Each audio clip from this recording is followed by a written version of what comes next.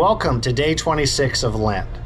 Have you ever heard that phrase, I've got good news and I've got bad news? Which one do you want first? Okay, well, let me give you the bad news first. You and me, well, we're sinners, and we like it.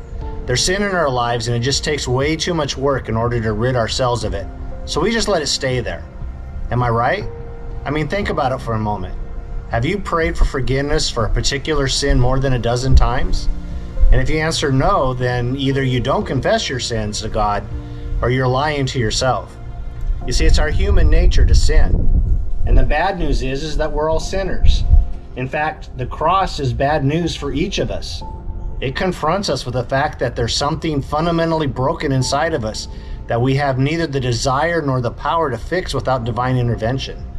And the cross calls us to admit that the greatest danger in our lives is to be found inside of us, not outside. Jesus came to be that perfect lamb of sacrifice, paying the penalty for our sin. Why? Because the worst news of all is the bad news that sin not only distorts everything in our lives and separates us from God, but it also leads to eternal death.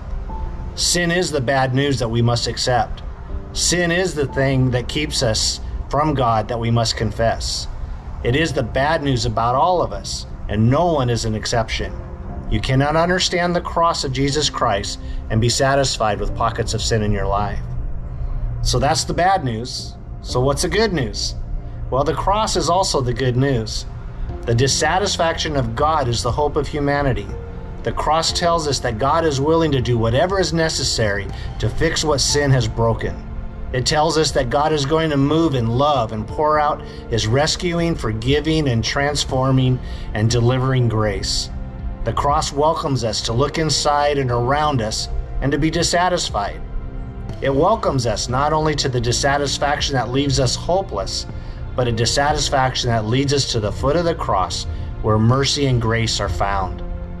Lent reminds us that to be satisfied, to say that you're okay and without need of help, that you must close your eyes and shut your ears to the bad news of sin that somehow confronts us every day. Lent welcomes you to bring a dissatisfied heart to your Redeemer, one who has seen and has accepted the bad news, and to reach out for the help that He alone is able to give.